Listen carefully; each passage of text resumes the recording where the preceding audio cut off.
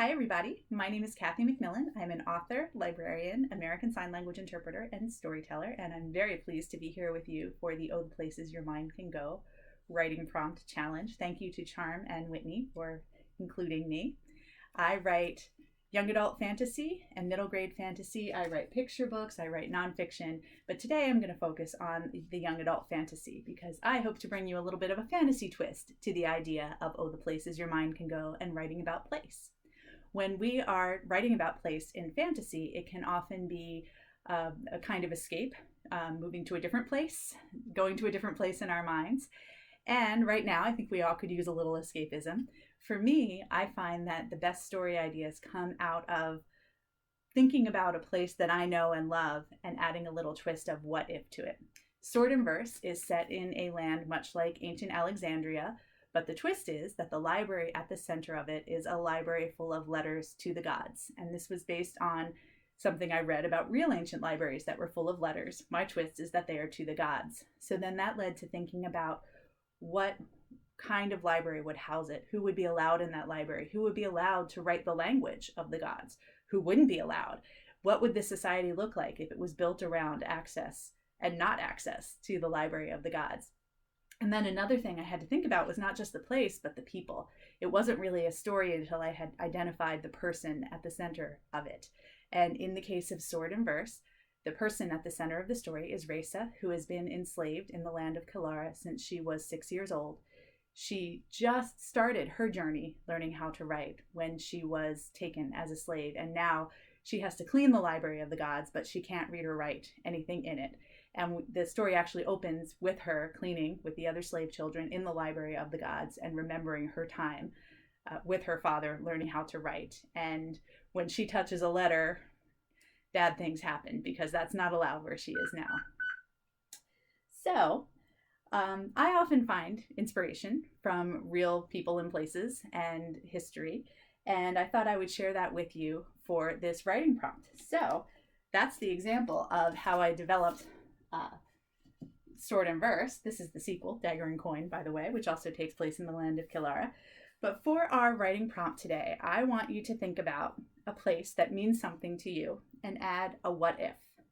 Add a twist. It could be a magical twist. It could be a science fiction twist. It's completely up to you. So, for example, what if it were a library, but only used for letters to the gods? What if it were a supermarket, but it only serves cannibals? What if it was the mines where the dwarves from Snow White worked, but they join a labor union? What if it was a drive-through for telepaths? What if my front porch was the site of a ghost convention? So you can think about a place that you really know, but then think about what would happen if some magical twist happened on it. Now, some other things to think about as you're doing this. You don't want to just focus on the place because as a fantasy writer, I can tell you it's very tempting to get caught up in world building and focus so much on the details and forget the story at the heart of it. And you don't have a story unless you have a person going through something. So yes, you want to think about the place, especially in this writing activity. What would it look like, sound like, feel like? What would be different from the place that you know now if it had this magical thing to it? But you also want to think about who is the character in this place. In the case of Sword and Verse, I didn't have a story until I had found the person who needed to experience this place, and I could share this place in a way that showed how it mattered to her.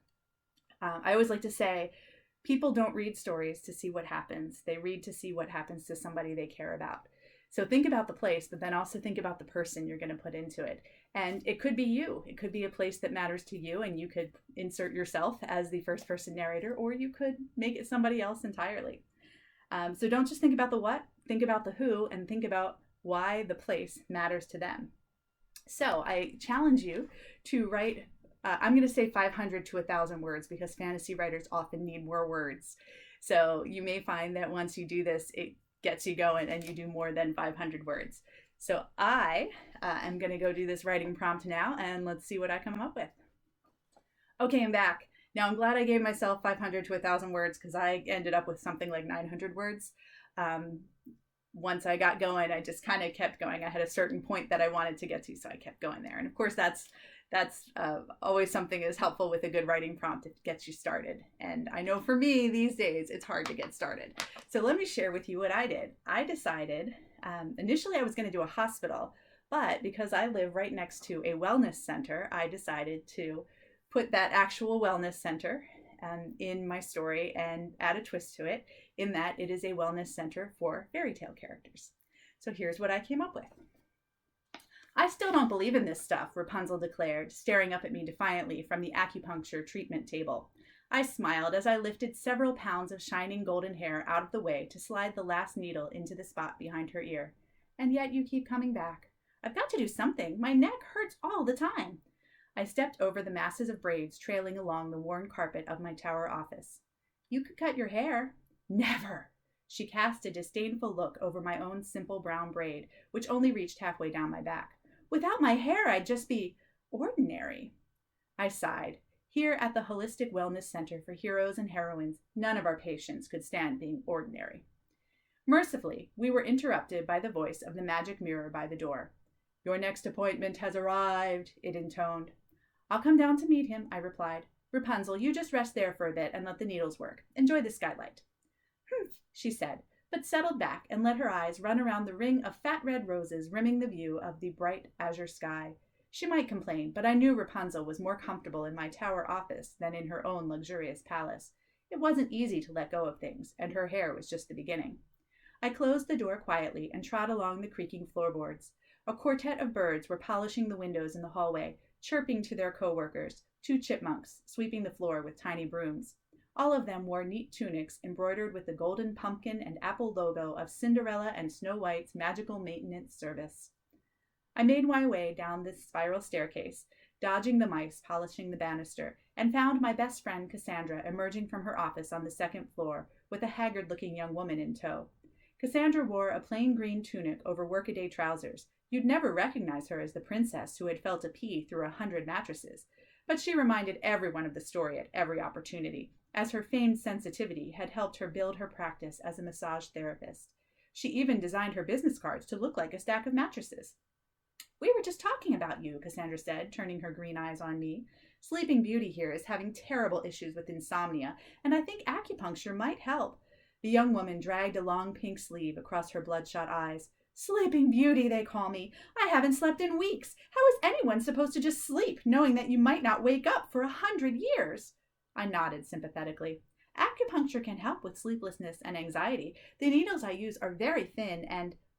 Sleeping Beauty recoiled with a high-pitched wail. Needles! Oh no, that won't do at all. Far too much like spindles. She took off down the narrow hallway in a flounce of pink tulle, muttering something about thickets. Cassandra shrugged. I tried. Can't help those that won't be helped. On to the next one. We continued down the hallway. I've got a new patient today, I said. We'll see if I can help him. Ooh, him, Cassandra teased, eyes sparkling. Will it finally be the one who can touch your bookish heart? She clasped her hands to her chest dramatically. I swatted her shoulder as we descended the wide staircase to the waiting room. I don't date my patients. Tenet 4 of the Fairy Tale Wellness Code of Ethics states... But I stopped in the middle of the stairs because I had just caught sight of the most beautiful human being I had ever seen. He lounged on the purple poof in the waiting room below, his muscled left arm crossed over his chest as he rubbed his right wrist. His long legs, encased in brown leggings, disappeared into weathered, mud-stained boots.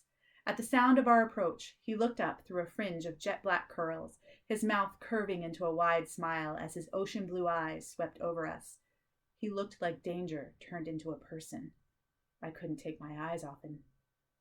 Cassandra poked me in the side with a giggle, which I ignored, and I somehow made it to the bottom of the steps. I extended my hand. Hello, I'm Belle. I'm looking forward to working with you. But before the man could shake my hand, the mirror above him lit up, and its dour voice said, This is Jack's driver, here for Princess Cassandra. Cassandra shoved me aside in the most delicate, princess-like way possible. Delighted to make your acquaintance. Right this way. They disappeared up the steps, Jack going on about a climbing injury and how beanstalks were actually more challenging than cliffs. I frowned at the magic mirror. I thought you said my new patient was here. That would be me, growled a voice behind me. Do you think your needles can help even me? I turned and found a hulking creature hovering behind the red velvet settee. No wonder he hadn't sat down. His bulk would probably smash it to pieces. 2 horns, surrounded by matted black fur, protruded from his massive forehead, framing a face that was more animal than human. A wide snout opened to reveal a mouthful of sharp teeth. His velvet coat, black as midnight, covered massive shoulders, and one clawed hand rested on his carved walking stick. His hooded gaze took me in from the top of my sensible head to the toes of my practical slippers. If Jack's driver had looked like danger made human, then this creature was danger in its original beastly form. Of course, I said, my voice shaking slightly, but only if you want to be helped. I hope you enjoy this fantastical writing prompt. Have fun, everybody.